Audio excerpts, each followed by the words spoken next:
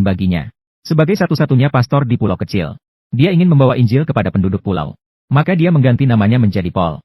Dan dengan menggunakan kotak besar, membawa malaikat kembali ke pulau. Lampu kilat di dalam pikiran berakhir.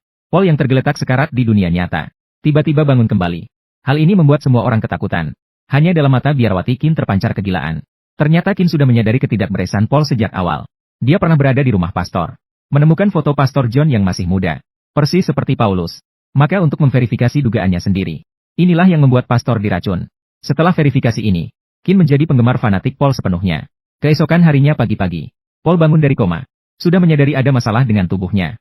Saat itulah Qin masuk membawa sarapan. Ketika dia hendak membuka tirai, pendeta yang merasa terganggu segera menghentikannya. Meskipun John hanya mengatakan matanya tidak nyaman dan tidak bisa terkena cahaya, namun Qin seolah mengerti segalanya.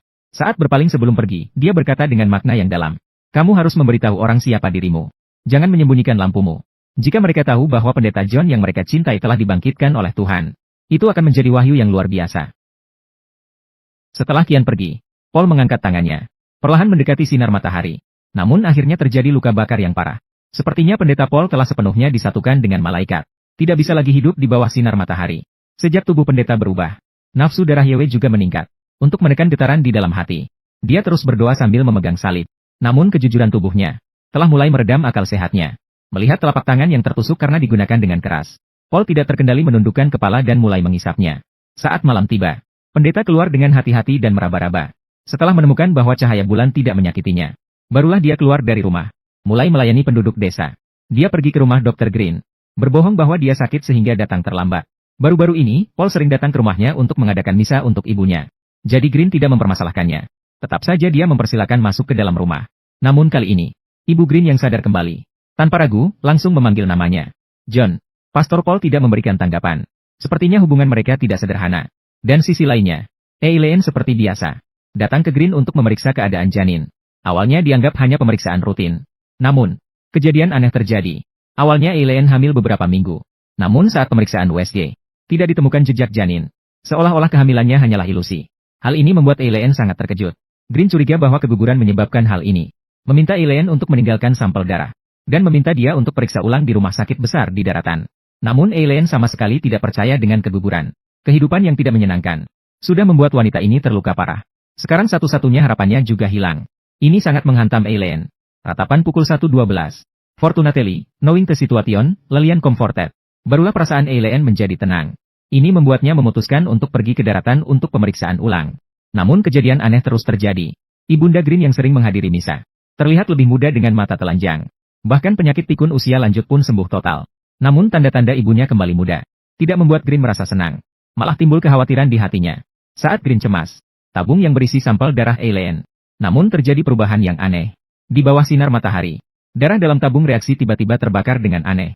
Sementara itu, Joe tua yang dimaafkan oleh Lisa, setelah menghadiri pertemuan pemulihan alkohol, memutuskan untuk memulai hidup baru.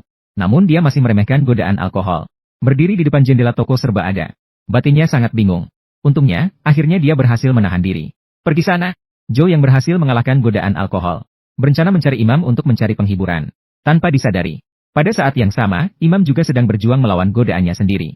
Karena air suci yang diberikan oleh malaikat habis. Pastor Paul disiksa dan menjadi semakin gila. Berjalan-jalan dengan gelisah di dalam ruangan. Namun akhirnya dia gagal. Kamu ada di mana? Dia yang keluar dari pintu kamar memohon hadiah dari malaikat. Namun, malaikat tetap tidak terlihat. Untuk meredakan dahaga di hatinya, pendeta meminum sisa air suci terakhir. Dan pada saat itu juga, Tuan Kiao muncul di depan pintu. Tuan Kiao yang tak tahu apa-apa, dengan senang hati berbagi usahanya kepada pendeta. Hasilnya, dalam percakapan, tanpa sengaja melihat koran lama di dinding. Di sana terpampang jelas wajah muda pendeta John. Melihat wajah mereka yang mirip, Tuan Kiao bahkan mengira Paul adalah anak haram John. Merasa sedikit canggung sejenak, segera mencari alasan untuk pergi. Namun Paul memanggilnya.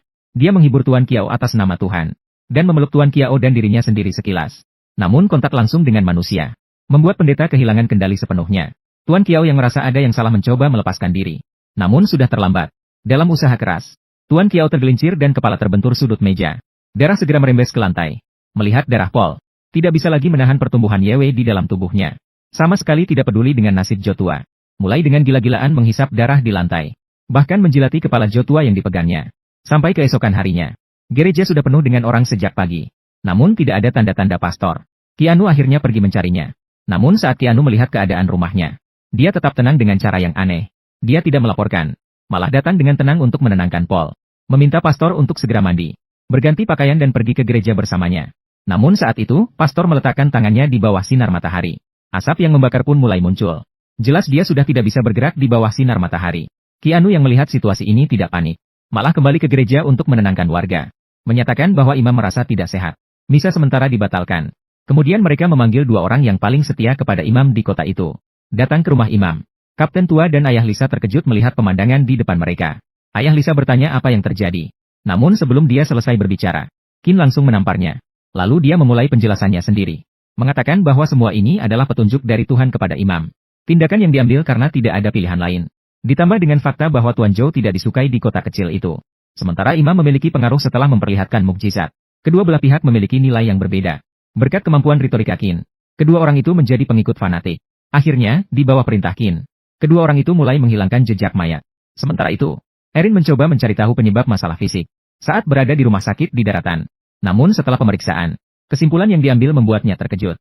Semua indikatornya negatif. Ini berarti secara biologis, dia sama sekali tidak pernah hamil. Karena bahkan setelah keguguran, dalam 6 minggu, hormon dalam tubuhnya tetap tinggi.